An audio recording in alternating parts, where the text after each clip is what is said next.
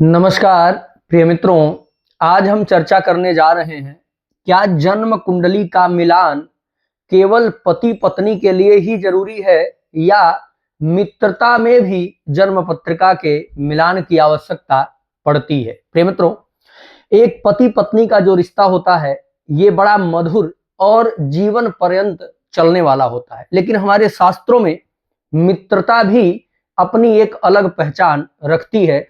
और यदि हम देखें तो एक मित्र दूसरे मित्र से उतना ज्यादा क्लोज हो सकता है जितना कि परिवार के भी सदस्य से अधिक। अगर मित्रता की चर्चा की जाए तो जैसा आप लोगों ने सुना कि कृष्ण और सुदामा की मित्रता इस समाज के लिए एक बड़ी सीख बनी। तो मित्र भी आपके जीवन का एक अमूल्य रिश्ता होता है। लेकिन अगर हम बात करें जन्म पत्रिका की, तो जब भी आप किसी से मित्रता करते हैं तो आप कहीं ना कहीं उसको अपने जीवन पर्यंत लेकर के चलना चाहते हैं, लेकिन बीच में ऐसी स्थिति ऐसी परिस्थिति का निर्माण हो जाना कि उसका दिमाग, उसका मस्तिष्क, उसके क्रियाकलाप, उसके विचार और उसके रहने की प्रणाली आपसे भिन्न कैसे हो जाती है।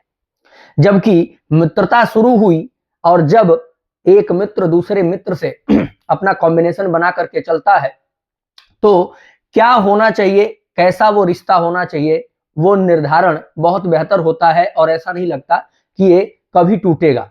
वहीं अगर आप कोई बिजनेस करते हैं और पार्टनर रखते हैं, यानी शेयर पार्टनर रखते हैं अपने बिजनेस में, तो जिस समय बिजनेस शुरू होता है उस समय ये नहीं लगता कि ये कभी बिजनेस खराब होगा, लेकिन समय आने पर अलगाव हो जाता है।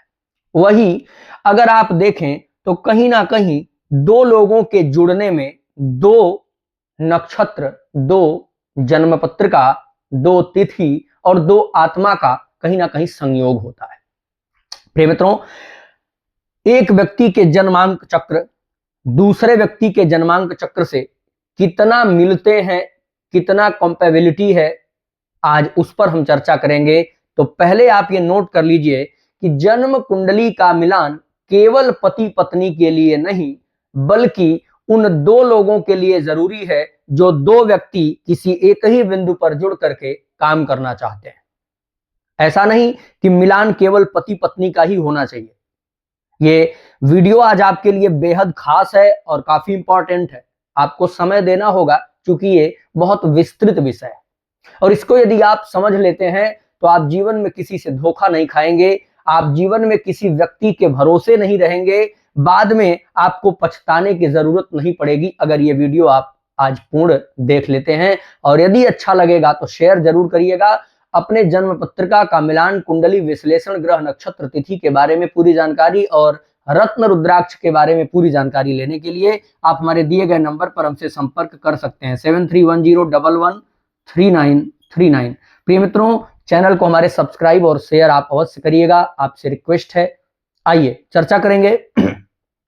जैसे उदाहरण के लिए हमने यहाँ सिंह लगन की कुंडली लिया है, किसी एक व्यक्ति की ये कुंडली है जो सिंह लगन की है। अब सिंह लगन का व्यक्ति जब किसी से मित्रता करेगा तो उसको पता तो है नहीं कि सामने वाले की कुंडली क्या है। अक्सर हम देखते हैं कुंडली मिलान या तो रिलेशनशिप में लोग कराते हैं या विवाह के लिए कराते हैं। लेकिन अगर आप किसी से मित्रता नहीं कर रहे हैं, किसी ने आपको मिलवा दिया क्या ये बड़े अच्छे व्यक्ति हैं और आपका धीरे धीरे कॉम्बिनेशन बढ़ा और आपकी बातें आगे बढ़ रही हैं, उस समय कुंडली मिलान आवश्यक हो जाता है। जब आप कुंडली मिलान नहीं करेंगे तो चीजें आगे आपकी खराब हो सकती हैं। प्रिय मित्रों, तो सिंह लगन का कोई जातक है, मित्रता कर लिया किससे, मान लीजिए जो मित्र बना रहा है वो जातक मिल गया इनको मकर लगन का, नहीं मकर लगन का तो कुंभ लगन का, ठीक है। अब मकर लग्न या कुंभ लग्न के जातक से जब सिंह लगन का जातक मित्रता करेगा तो कहीं ना कहीं चीजें बाद में बिगड़ेंगी ही बिगड़ेंगी, क्योंकि ये शनि के लगन का जातक है, ये सूर्य के लगन का जातक है। जब शनि और सूर्य का कॉम्बिनेशन होगा तो कभी ना कभी विस्फोट होगा, ये सामने कभी दबना नहीं चाहेगा। सिंह लगन का जातक सोचेगा कि मैं जो भी अच्छा बुरा कर रहा हूं, आप हमारे साथ जुड़े हैं, आप शांत रहिए, आप हमारे मित्र हैं, आप हमारे सहयोगी हैं, तो आप हमारे पीठ पीछे चलते रहिए, बस मदद करिए, हमको सीख मत दीजिए। लेकिन वही ठीक विपरीत नेचर हो जाएगा मकर या कुंभ लगन वाले का। ये व्यक्ति कहेगा कि ऐसा नहीं होता, आप हमारे मित्र हैं तो आप हमको नदी में डुबाने ले जाएंगे तो हम आपके साथ नहीं चले जाएंगे। ये न्याय प्रिय होगा, ये धर्म प्रिय होगा। इस व्यक्ति के जीवन में केवल लाभ नहीं बल्कि सत्य भी जुड़ा होगा। तो कहीं ना कहीं इन दोनों का नेचर बाद में बिगड़ेगा और मित्रता भंग हो सकती है। वहीं अगर देखें तो किसी व्यक्ति के कुंडली का जो पंचम भाव है वो उसके मस्तिष्क, उसके बुद्धि को प्रदर्शित करता है।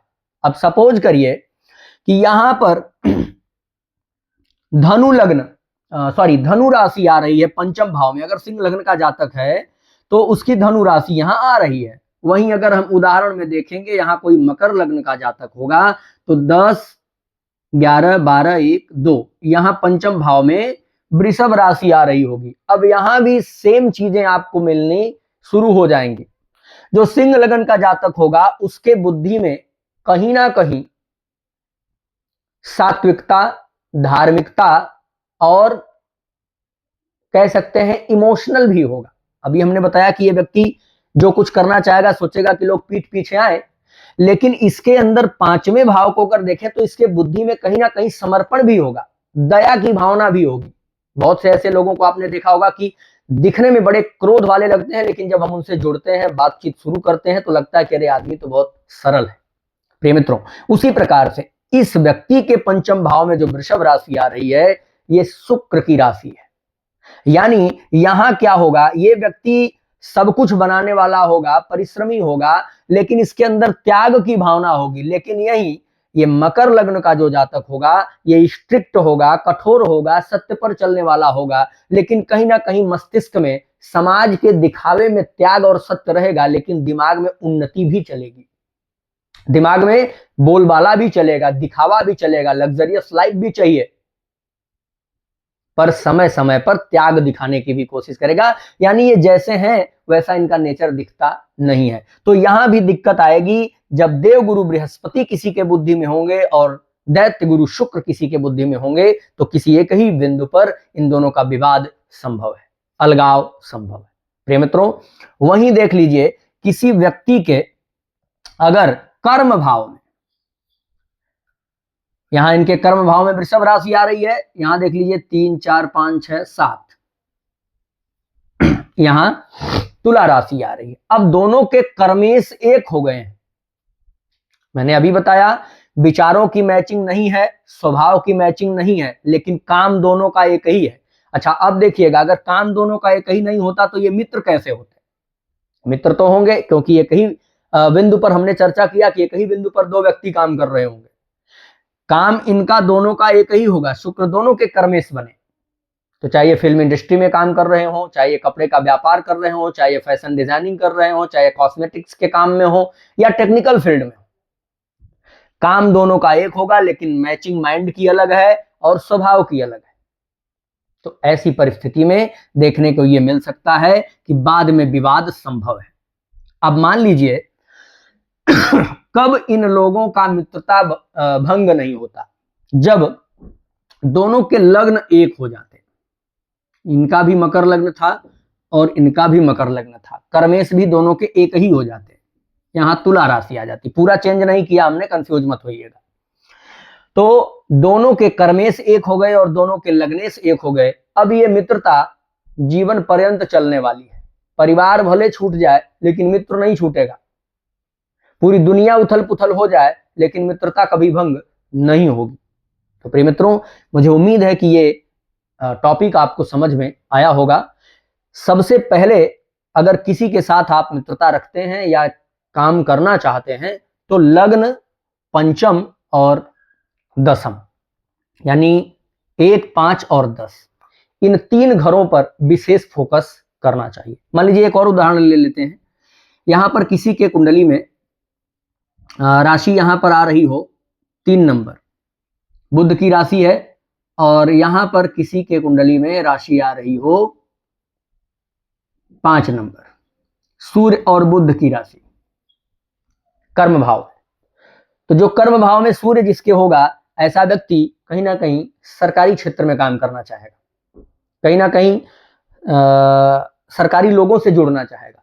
जबकि वहीं जिसके कर्म भाव में 3 नंबर यानी बुध की राशि आ रही है, ऐसा व्यक्ति राजनीतिक व्यक्ति से मिलना चाहेगा, ऐसा व्यक्ति अपने पुरुषार्थ से, साहित्य से, कला से जीवन आगे बढ़ाना चाहेगा। जबकि ऐसा व्यक्ति एक कोई पद खोजता है, ये पद के अधीन होंगे और ये अपने वर्चस्व के अधीन होंगे।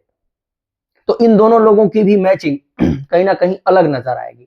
लेकिन यही 3 नंबर हो और यही 6 नंबर हो, तब चीजें अच्छी हो जाएंगी, काम सेम हो जाएगा।